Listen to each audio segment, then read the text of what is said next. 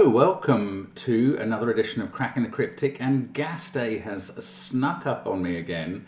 I occasionally check, how many days is it since the last gas video? It doesn't feel like it's 4 or 5, and then suddenly bam, today it is 5 days since the last gas video, so it's time to do the next.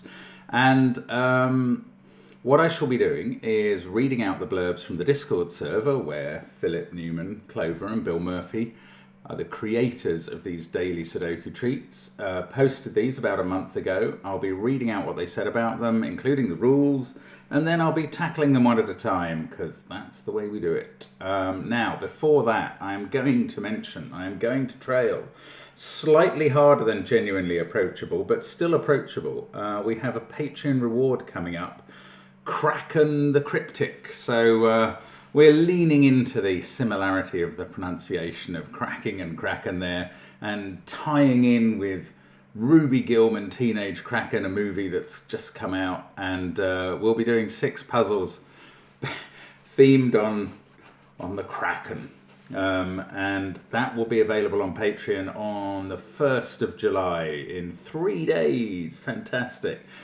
In testing still, but I think it's pretty good, so we think you'll enjoy it.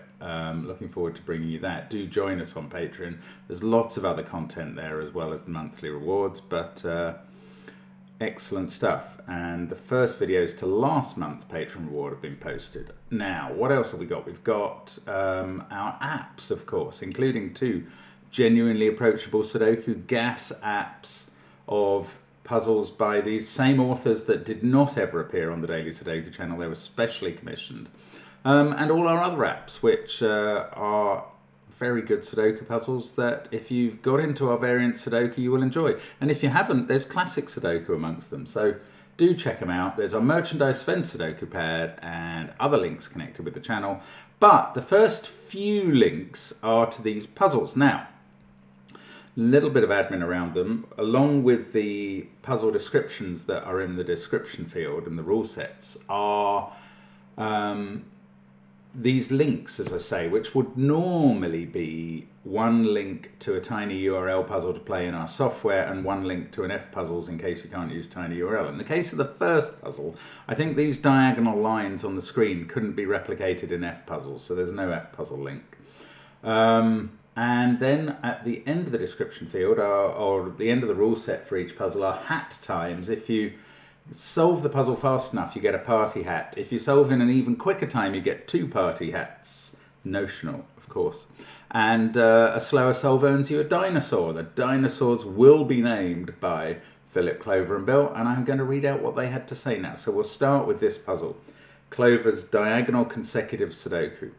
The slight delay, she says, in posting today's gas was in no way related to my staying up until 3 AM perfecting my Zonai race car design in Tears of the Kingdom. I'm wondering, have all 3 gas creators got into Tears of the Kingdom? I don't know. Or is Clover taking the mickey lightly out of Philip and Bill? I'm not sure. You can judge for yourself. Normal Sudoku rules apply. Also, marked pairs of diagonally adjacent digits are consecutive, so that must be a 6 and a 5 or a 6 and a 7. There's a buzzer going off. Negative constraint alert. All possible pairs are marked. If 2 diagonally adjacent digits are not marked, then those digits are not consecutive. So that 4, I suppose, yeah, okay. It can't be diagonally adjacent to a 3 or a 5, or there would be a marking. Wow, that is a strong negative constraint. The dinosaur is a sleepy Serendipaceratops. I am delighted that there is a dinosaur named after serendipity. And we go on to the next puzzle, Added Up by Bill. I don't know what that title means. Oh. You get a story from Bill, I think. A man obsessed with trains steals one and immediately crashes it, killing several people. At the trial, the man is found guilty of multiple murders and is sentenced to death. He's offered a last meal and asks for a single banana, which is given to him. The next day, he is led to the electric chair. This is a very dark story, Bill. They strap him in, pull the switch, and nothing happens. This has never happened. Since you cannot punish a person twice for the same crime, the court is forced to let him go free. I think that's a misreading of jurisprudence also. Naturally, the man who is obsessed with trains goes and steals another one. He doesn't care that he can't drive it or that he failed catastrophically before. He's obsessed with trains and his only desire is to operate one. As before, he crashes it and kills several people. Again, he stands trial and again he's sentenced to death. Showing no remorse, only delight that he got to operate the train. His last meal request is again a single banana. When he goes to the chair, the executioner pulls the switch, but nothing happens. As before, he goes free again. We can't have this a third time. Once more on the loose, he wastes no time in hijacking a train and crashes it. Are we building up to a dreadful pun here? His trial is swift, as this has already happened twice, and he's again sentenced to death. They ask him what he would like for his last meal. A single banana, he says. Oh, no, you don't. We're on to you. We know all about your banana trick, and you're not escaping this time. The next morning, they strap him into the electric chair, pull the switch, and nothing happens. Did you give him the banana? Demands the head guard. The guards shake their heads. Okay, that is a weird... That's the end of the story. There's yeah. I mean, I think the moral is there's a problem with the electric chair and the banana has deluded them. I don't know why Bill has told us that story. That is so confusing. Clone Sudoku today, says Bill. Normal Sudoku rules apply. Identical areas made up of identically coloured cells are clones. Cloned areas must be identical. So that digit will be the same as that one. And they will be different from those digits which are the same as each other. I know they will be different because they're in the same columns. The dinosaurs are recalcitrant rhinorex. Wow, Philip, that was a long story that I didn't get the point of, probably. Right, we go on to Philip for the only time in this video. The puzzle name is Back Power Proved. There's a lot of lore around daily Sudoku and daily puzzles. In order to thank you for your valiant efforts to avoid the Noid on Saturday and solve the puzzle in 30 minutes or less, Backpow, Lord of the Puzzles, Keeper of the Mines, slowest of his name, has decided to treat us to pizza. We have 4 extra large pizzas bursting out of their boxes, sliced up nicely into rectangles, but it looks like you'll have to add your own digital toppings. Today's guess is a killer Sudoku. Again, normal Sudoku rules apply, digits in cages cannot repeat and must sum to the total given. If this is a bit trickier than normal gas, blame Backpow. He said it's fine. Here are a couple of Gas 101 hints if you're stuck. I'm not going to read the hints. They're spoiled. I can't read them. The dinosaur is a Dashanpusaurus delivery.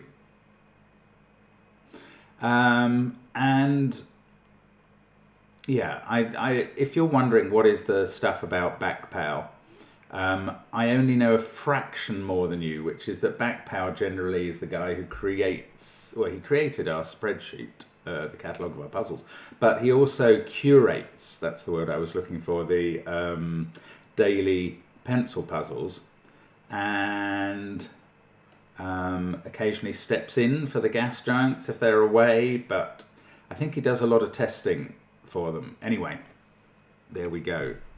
Blame Backpow Backpow approved is the order of the day, and blame him if you don't find the puzzle easy. We will go on to Consec Pairs Quads by Clover. Pareidolia is the phenomenon by which we sometimes perceive images, often human faces, in meaningless stimulus such as clouds, the moon, and Sudoku puzzles. If you see the image of a vaguely menacing robot in today's puzzle, well, I didn't, but now I can see nothing else. It probably has nothing to do with the vaguely menacing robot watching you solve it from behind the screen. Oh! Wait. I can't see it. Oh, that's terrifying. It's hidden from me by my desk. Normal Sudoku rules apply. Also, digits in large white circles must appear somewhere in the 4 cells immediately surrounding that circle. When a digit appears twice in a white circle, and you'll notice that does happen in this puzzle, it must appear at least twice in the surrounding cells. Digits separated by small white dots are consecutive, not all possible dots are given. The dinosaur is a psychological satad, and we've got another puzzle to do after that. Ooh, sorry. Born Slippy by Bill Murphy. Born Slippy is a song, not a band, or it's a track. I think it's from Trainspotting, the movie. I said it. Don't know who it's by. Choose your future. Choose life. But why would I want to do a thing like that, says Bill. I chose not to choose life. I chose something else. And the reasons? There are no reasons. Who needs reasons when you've got classic Sudoku? Bill, you have utterly confused me this week. I don't know what you're on about. Put the digits 1 to 9 in each box, row and column. So normal Sudoku rules apply. And I didn't define normal Sudoku rules at any point, so I will quickly now. They are requiring us, as it says, to put the digits 1 to 9 in each box, row and column. So all of those highlighted areas will contain 1 to 9. And that's it, as the rules for a classic normally say here. The dinosaurs are train spotting tanious. That brings us to the end of the discussion of the blurbs and the rules, and we are going to start the puzzles. So do feel free to try them on the links under the video. I am going to reset my clock each time so I know my time, and I'm going to start now. This is the negative constraint one. So we have a 2, 5, 7 to place in row 2. That one is a naked 5. I bet you're not meant to start the puzzle with a naked single. That is a naked 5 as well. Maybe you are. Clover's symmetry is famous. Right. This 4 is very interesting because actually it can't be diagonally next to 3 or 5. So 3 and 5 in this box have to go there and there. This 3 can't be next to 2 or 4. So 2 and 4 in the box are there and there. This 6 can't be next to 5 and 7. This 7 can't be next to 6 and 8. That is huge. And it's not even just within boxes. Okay, 8 can't be there or there because of the 7. This negative constraint is absolutely massive, just in case you weren't getting that. 2 must be there by it as well. Now I've got a 1, 9 X-wing, which I'm going to use. That puts 9 there and 1 in one of these cells. Now, a positive constraint, even more helpful than a negative one, gets me an 8 there. I almost can't believe this puzzle exists. It's huge. 1 can't be there because it would have 2 diagonal lines emanating from it. So that's a 2. Now, this is a string. No, I don't know. What do I know what this digit is? 4 or 5. So the string is either 3, 4, 5 or 4, 5, 6 and includes a 5, and that becomes a 7. This is 3 or 6 as a result. And oh, this, no, that doesn't decide what's going on in the middle. That has become a 7, and this a 3. 7, 6, 2, 8, 9, 3. Oh, can't have 5 on those cells, so the central is a 5. That's good. Now I've got a 4, 6 pair. Oh, look, I can't put a 6 there because of the 7. I mean, it's huge, this constraint. I'm amazed that you can make a puzzle with so few of these connectors in it. I mean, I tell you what, I am relieved that in Clover's puzzles, you always get a proof of having finished it correctly at the end. Because I have a feeling that what's going to happen today is I'm going to finish this pretty quickly. And then not be entirely sure whether I've got it correct. That can't be 7. Oh, it can't be 9 either. 4, 8, 2, 6, 5, 3. It's just spotting these constraints. They're so massive. It's quite difficult to spot where they always apply. I may well have missed some there. Oh, I've got 6 and 4 to put in the central row. That's straightforward. Then I need a 4 in one of these cells, not resolved by the negative constraint, surprisingly. What do I need here? I need a 9, 1, 2 and 3. 2 can't go in those. I was doing that by the negative constraint. I now see I could have done it by good old Sudoku. That can't be a 7. That's the negative constraint coming in. It's massive. That's next to an 8. It is extraordinary how much this applies. Now, that 1 doesn't let us put 2 in those cells. So one of these is a 2. And that's 3 in the corner. Losing its religion.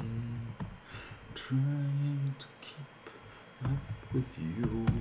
Okay, 2, 4, 3, 6. There's a 7, 9 pair at the top. 5 and 8 here. That can't be 8 because of the constraint. Oh, and also because of Sudoku.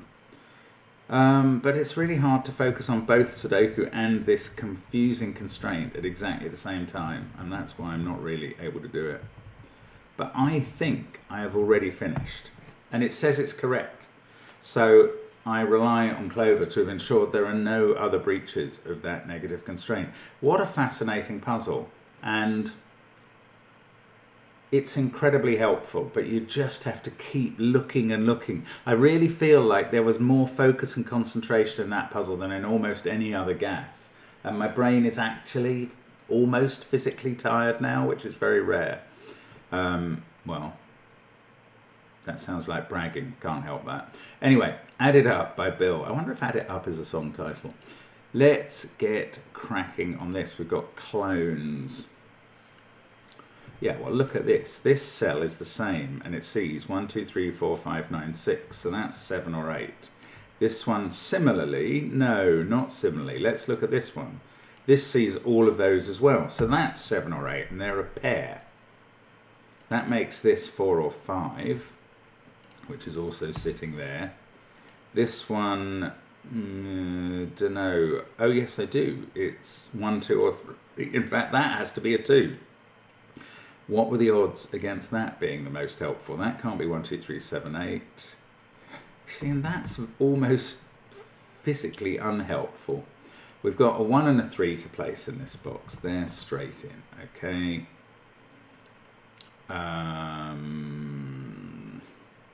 Now, let's look at the lower clone as well. These two can't be 8, 6, 9, 4, or 1, 7, or 3. So that's a 2, 5 pair. This is 1, 3, or 7, and I can't tell. This one there, 4, 1, 7, 2, 5, 3, 6 or 8. No, it can't be 8 from the 7, 8 pair, so that's a 6. And this 4, 1, 7, 2, 5, 6, 9. Oh, and this cell on its own is a naked single, 3. There we go. So thank you, clones. You were very helpful. Send in the clones. That's wrong. 3, 7, 8, 6, 2, 5, 4, 1, and 9 here. That one can't be a 1 by the clone rule. This pair is an 8, 9 pair that are resolved. 2, 3, 8 here.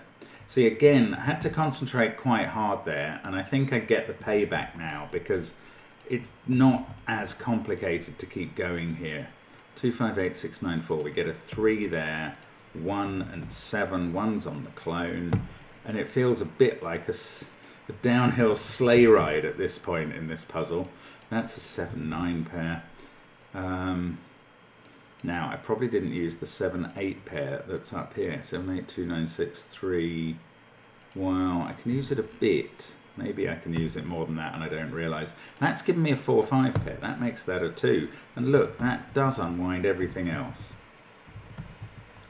5, 6, 8 to go in there. I'm not even going to disambiguate them at this point. 1, 4, 9. Oh, that was reducing to exactly what I've reduced it to already. 1, 2, 3, 7, 8, 6 and 4 in this box. And then 5 and 9, and that sorts out 2 of the clone digits, which I've managed to mistype one of them.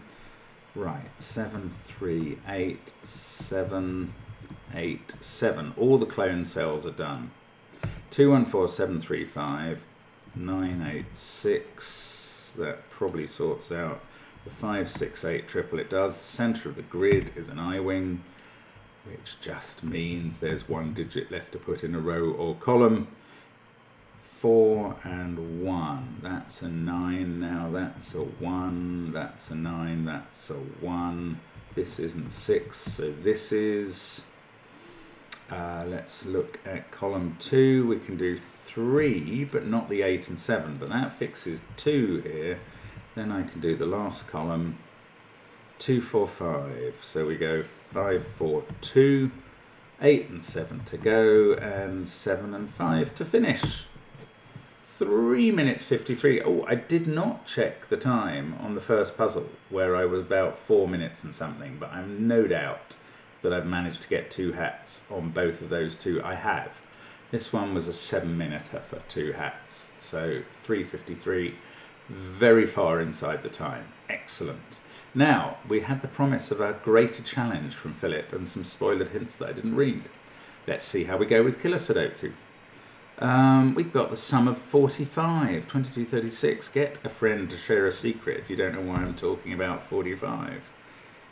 Maybe that is the spoilered hint. It would be, yeah, that's plausible. It probably is. 23, 36, that's a 9. I'm just adding up short of 45 and doing a subtraction, and I'm keeping getting 9s. Right, that was interesting.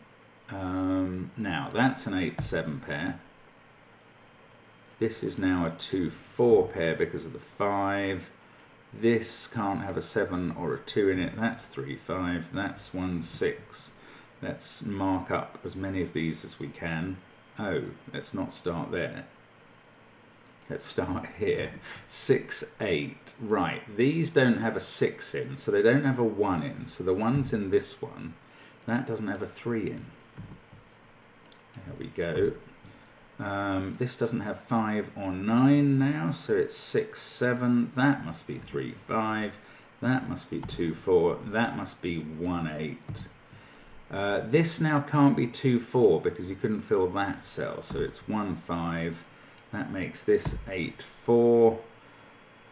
This can't have a 7 in according to the top of the grid, so 7-2 there, 3-6 there. Now I can start disambiguating. I've got 1-7 pair looking across the grid, does 2 of the boxes. That becomes a 4. The 1 fixes that. 3, 5, 2, 4. Can't see what else I've got. Haven't done that. I've done this 8-1 cage actually, and the 4-2. Spotting pairs looking at something is considerably harder than spotting a single digit looking at a pair. 3-5 is done. That gives us 2-5. That almost feels like the limit of what I can achieve. I can do that 3-5. Okay, so let's put in the candidates here. 6, 7, 8, 2, 5, 9. Right, that has to then be a 2. And we've got 1 and 4 there.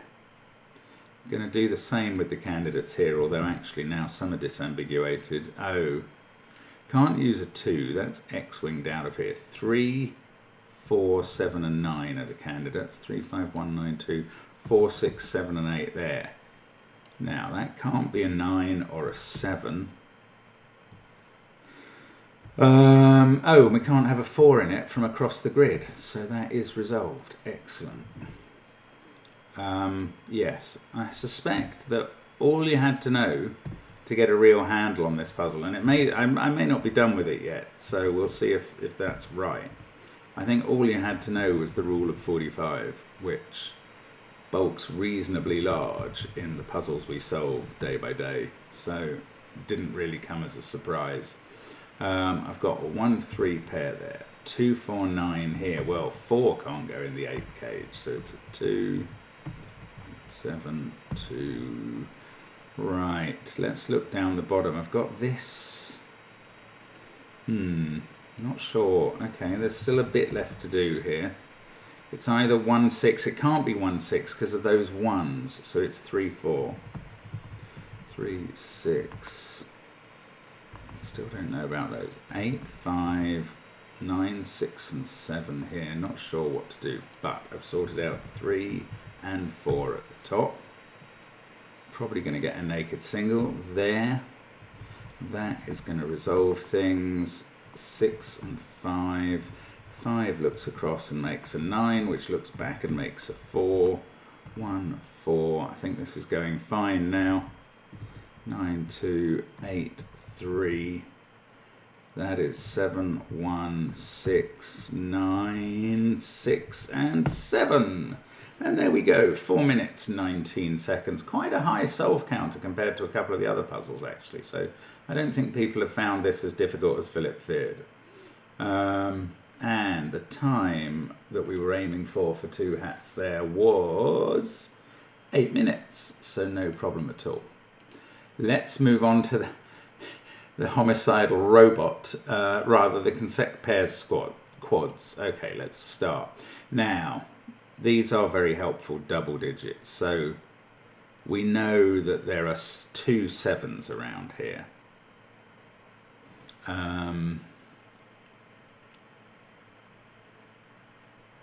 I don't know what that means actually for 8s and 6s, weirdly.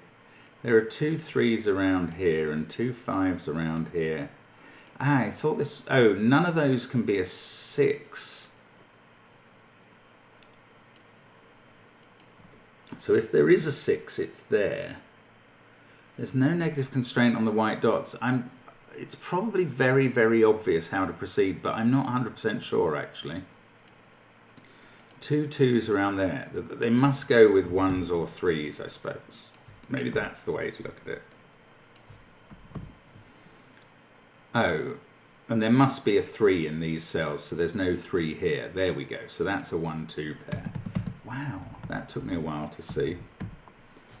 Now there's no 2 here, so that must be a 3 4 pair. Even though there's no white dot, the white dots here force that. And that now is a 3 2 pair. And that can't be a 4. Right. So, as always, start in box 1, because Clover will put the starting mechanism there. And I always forget. 9 in this column has to be there. It can't be in the middle of a white dot sequence. Which involves 5, 7 and 8. But we can't have a 5 here or here because of the white dots. So that's a 7 8 pair. 5 goes there. 8 3 2 4. Now, what can we have here? We can't have 1 or 5. So this is a 6 7 pair, and we know where the 6 goes from the given 6. Then we've got a 5 and a 1 in that column, and we've done a lot of that. Now, do I go over to this column or do I do Sudoku? I'm going to do some candidate marking. Then I'm going to go over to columns 6 and 7. We'll get a 2 there. You never know, that might help. No, it doesn't. Right, here we're selecting from 2, 3 and 4. Obviously we can't have a 4 in that box. So that's a 2 3 pair. This becomes 1 or 4. Oh, that's become 9, that's become 8. I haven't seen those white dots. That's not 8. 2 3 pair makes that a 4. And that makes this a 1. Oh, 3 in the corner popped up there. Didn't really spot it. Don't know whether that's 2 or 4. This is also 2 or 4 on the dot. 3 2 4 6 7 8. Those are from 1 5 9. That's useless. Now, these are from 4 5 and 6. Those can't be 4. None of these can be 6. So that one's a 5, and that makes that a 5. And this has to be 4, and this has to be 6. Now, these are from 6 7 8. Neither of those can be 8. Neither of these can be 6. So we've got a 7. Wow, the pencil marking really pays dividends here. I'm not sure I could have seen that anything like as quickly if I hadn't been doing it that way. I mean, that may be my own infirmity, because maybe to you that's entirely obvious, but it's intriguing how much that helped me. Another 3 in the corner having a party. 2 of them in this puzzle. That is rare enough in gas. 7 there. 2 4 8 along the bottom. Oh, that one's a 4. The others are a pair. That's a 6. 7 and 5. Now at the top, yes, I can do the 6 9 7 now. A couple of eye wings to finish the top 2 rows. 1 8 9 here. I can do the 1. That's not a 1 and that's not a 5. Chocolate teapot triple, but that has to be a 1, and that sorts out the triple. 8 is resolved. 8 7 is what I'm trying to type. Right, these two, 6 and 5. 7 and 9 across here. That's going to sort out all the pairs. Let's just do 2 and 3 on our way down to 2 and 8. And there we go. 4 minutes 40. So very standard times today, and very standardly. Ooh. Hang on, what's going on? 6 minutes 30. Yes, sorry. I'm just reading the title, Consec Pairs Quads, and thinking how similar it was to the title of Clover's first puzzle, and wondering if I'd done the wrong puzzle in the wrong order. But that's fine. So that was actually deemed the easiest of the 4 puzzles so far by the times set, which rather surprises me, if I'm honest. But there we go. On to the last one. Going very well today. It can all go wrong, even with the classic right here. Born Slippy. Let's go. So we need a 2 and a 1 in the second row. Let's see if we can do that at the bottom. Yes, a 2 and a 3 down here. And we've done them in the right order as well. Right. 4, 5, 6 there. 6, 4, 7 up here. All right, I'll take those 6s out and that 5. Now, 5, 2, 8, 7, 2, 7, 1, 3. Yes, same deal in column 2. 5 and 6 at the top and bottom. 1, 3, 5. That's a naked 9. Then we've got 8, 4. 5 and 4 can't go there, so we can put them in column 8. 3 and an 8, 9 pair. Let's have a look along row 2. Yeah, 2 and 6 have to go on the outsides. I may not know where, but I can choose out of 7 and 1 in the middle. Can't do those yet, surprisingly. Right, where do we go next? I've been making good choices so far. Let's fill in a 1 there. Not many 1s left to do. Enough to keep them at bay. 2, 3, 4, 5, 6, 1. That is naked. That's a 9. Then I can do 8 and 7 as well. 4, 8 pair on that side. 5, 6 pair on this one. 3 and 9 in the corner. Not a 3 this time. 2 and 6 there. That gives us the 2 and 6 in row 4. This is going ridiculously fast in some ways. 5, 9, 1, 3, 6. And therefore I'm slowing down now. 6, 5, 8, 2, 7. That's a 4, 9 pair. Now I can do 3 and 1. That's a 7 in the middle of the grid with a 1, 3 pair there. 7, 3, 1, 2, 6. That is a naked 8. That's a naked 4. So we can finish the row entirely. We've got 2 and 7 to put up there, which are not disambiguated yet. And I can do 8, 3, 9. 4, 3, looking at box 6 now. 7 must be there. And then 1 and 2 fix the corners. That has become a definite 4. Now it's just row 6 in this box. 3 and 9. That's a 6, that's 4, that's 5. And we must know all of these. 4, 7, 6. 2 minutes 40. There can be no doubt of the 2 hats for that puzzle. The official time is 6 minutes. And we are done. That is one of the quickest have-at-choos I have achieved in 5 gas puzzles. I think every time was under 5 minutes, and many of them significantly. I probably averaged about just under 4 minutes for that set of gas puzzles each. Excellent. I wish I was in a competition today. But those are good puzzles. I mean, there's nothing wrong with any of those puzzles. It's just, if you find the right path through, that's hard to spot all of those. Yeah, I can remember back now to the feeling of being a bit brain tired after that, and even after the beginning of this. But after that, in these 5 puzzles, frankly, it went very straightforward. I had to think a little bit to get started there because I didn't remember to start in box 1.